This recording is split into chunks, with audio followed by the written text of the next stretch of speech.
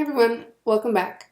So for today, we're going to be working on creating a Behance account, learning a little bit about what Behance is, exploring the program, kind of setting up our account, and doing a little bit of research to start off with.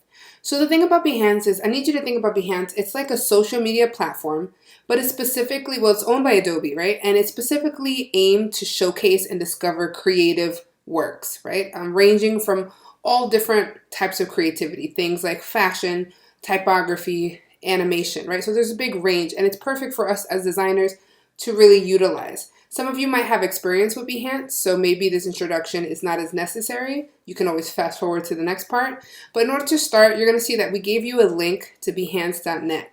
Now, I would highly recommend you use a website email that you use regularly, like your UAG email or something that you're going to remember in a few years' time. So I like to sign up with my email. We're going to go through this process together. I already have an account here, but I'm going to put one under my personal email address so you can see how to start.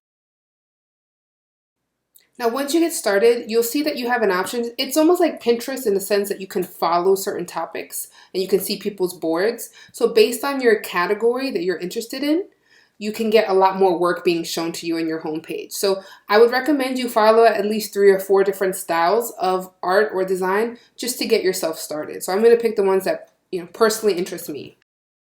Right? Once I'm done picking my topics, I can see my custom feed, meaning all the work that kind of falls under those terms I chose for myself will show up in my feed. And basically I'll see things that fall in that realm. So if I like fashion or beauty or, any of the things you saw there. Now I can add my own work. I can see specific things. So it's similar to Instagram in the sense I can see people's stories. Now what I'd like you to do is really beef up your profile so you have it set up. So in order to do that, you're going to see up here there's a little corner. You can hit Behance profile. And what I'd like you to do is put as much information as you can and possible. You can add your profile image. You can add an image for your banner, right? I'm going to hit edit my profile. And I'm just going to write some of the things that are prevalent to me. Now, occupation, you can put design student. That's perfect for me. So let's pretend I'm a design student. Okay, you don't have to write the company. You may not have a website URL. I would recommend you put a photograph. At the end of this, we're going to ask you to have full portfolio, so you might as well do it now. But really what I want you to focus is on the about me. So about me, you can write that you're a DDA student, in the year, maybe you're a junior, maybe you're a senior. I specifically like the work experience tab because when you hit add work experience, you can put contact information, all that stuff, your personal statement, your work experience, your education, any languages you speak. And then this is where, no matter if you have work experience or not, I'd like you to edit. You see where it says skills? You're going to add if you are, the programs you are knowledgeable in.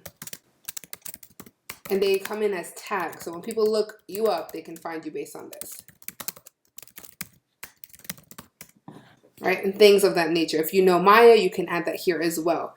Now, when you see this on the right hand side, it says visible to only you. You want it to be public. So you're going to hit public because you need your teachers to be able to see this to grade you. Please fill this in as much as you can. For example, if you only speak one language, you may not need to add that. But if you're bilingual, please add that. That's great towards your resume. Any award you may have gotten. And you can say a current high school student. If you don't have any work experience, leave that blank. If you do, add it. It's almost like an online portfolio. So when people see your digital portfolio, they kind of see your experience. Once you're done, you can kind of view what you have. And I can kind of go back to my profile. Obviously, I haven't put a photo in, but let's pretend I have. That's kind of where we're going to start.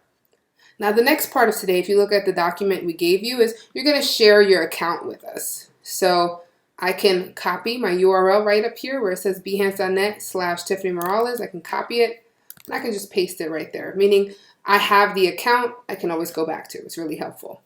The next thing I want you to consider is following 3 artists specifically. Similar to Pinterest, this has boards. So I like to go up to Discover and I can kind of search. Let's say I want logo designs because I love my logos, right? And I can kind of see what people have created. Let's say I really like this logo. When I click on it, I should be able to see some information, right? I can see who created it, Bodea Daniel, right? If I click on him, he should have a profile as well. And I have the option to follow him. If I follow him, now his work will show up on my feed.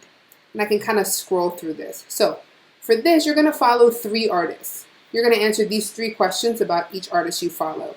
If they don't have their full name, you can put their Behance name. So in this case, my artist is Bodea Daniel. I would copy and paste that name there. Right? What style of art does the person specialize? You can kind of see it there. He's brand identity and a logo designer. So again, I'm going to just go back to this document and fill this in.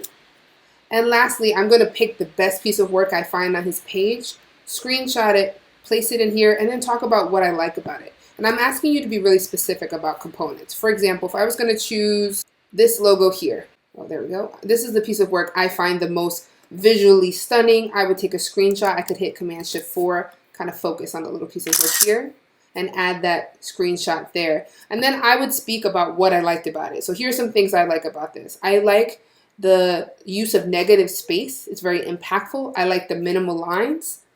I like the cleanliness. I like the fact that it's not very cluttered. And that's kind of what you're filling in here. You're talking about what made it successful, and you're giving specific elements or principles and things you appreciate about the artwork. And you're doing that for 3 different artists. And when you're done, you're submitting this document to us. Eventually, we will be adding our own work to Behance. So please make sure you make a full profile so you can have that accessibility.